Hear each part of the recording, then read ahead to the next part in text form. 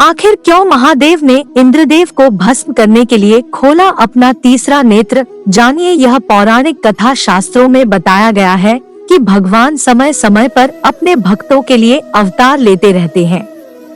पौराणिक काल से ही ब्रह्मा, विष्णु और महेश ने रूप बदलकर धरती लोक के कल्याण हेतु अनेकों कार्य किए और राक्षसों का वध किया।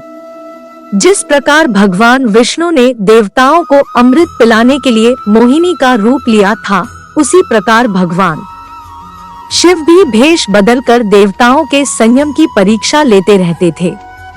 ऐसी ही एक परीक्षा शिव जी ने इंद्रलोक के राजा इंद्र की भी ली थी।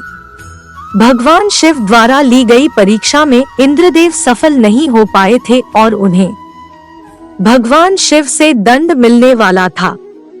तो चलिए जानते हैं आखिर भगवान शिव ने कैसे इंद्र की परीक्षा ली और भगवान शिव के क्रोध से राजा इंद्रदेव को किसने बचाया।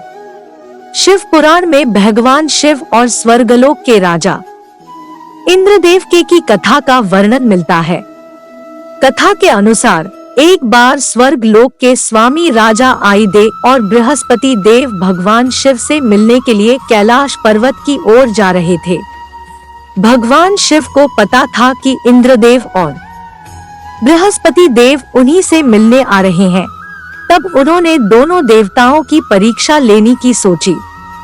भगवान शिव एक अघोरी साधु का भेष बनाकर इंद्रदेव और बृहस्पति देव के सामने आ गए और उनका रास्ता रोक लिया।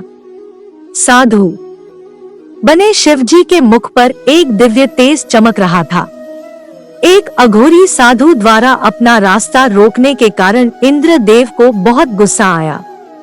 इंद्रदेव ने साधु से गुस्से में कहा कि वह स्वर्ग के राजा इंद्र का रास्ता रोके, रास्ते के बीच में से हट जाए। लेकिन साधु बने शिव जी ने इंद्रदेव की एक भी बात नहीं सुनी। क्रोधित होकर इंद्रदेव साधु बने शिव जी के साथ युद्ध करने लगे। इंद्रदेव ने अपने वज्र से साधु पर वार किया। साधु बने शिव जी ने अपना तीसरा नेत्र खोलकर इंद्रदेव के वज्र को तोड़ दिया। शिव जी अपने तीसरे नेत्र से निकली प्रचंड ज्योति से इंद्रदेव को भस्म करना चाहते थे। साधु बने शिव जी के मुख पर एक दिव्य तेज चमक रहा था। एक अघोरी साधु द्वारा अपना रास्ता रोकने के कारण इंद्रदेव को बहुत गुस्सा आया। इंद्रदेव ने साधु से गुस्से में कहा कि वह स्वर्ग के राजा इंद्र का रास्ता न रोके, रास्ते के बीच में से हट जाए। लेकिन साधु बने शिव जी ने इंद्रदेव की एक भी बात नहीं सुनी। क्रोधित होकर इंद्रदेव साधु बने शिव जी के साथ युद्ध करने लगे। इंद्रदेव ने अपने वज्र से साधु पर वार किया।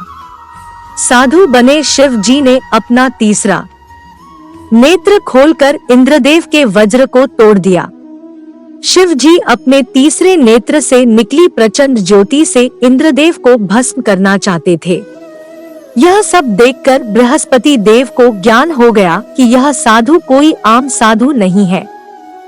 इतना प्रचंड और विकराल रूप तो भगवान शिव का ही हो सकता है। इसलिए इंद्रदेव को भगवान शिव के क्रोध से बचाने के लिए बृहस्पति देव ने शिव स्तुति का पाठ शुरू कर दिया और भगवान शिव से इंद्रदेव की भूल के लिए क्षमा मांगने लगे। इंद्रदेव ने भी भगवान शिव के चरणों में गिरकर उनसे क्षमा मांगी। शिव स्तुति सुनकर भगवान शिव का क्रोध शांत हुआ और इंद्रदेव को प्राणदान दिया।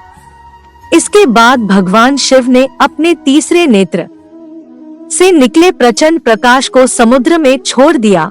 इस प्रकाश से एक बालक का जन्म हुआ, जिसे शिवपुत्र जालंधर के नाम से जाना जाता है।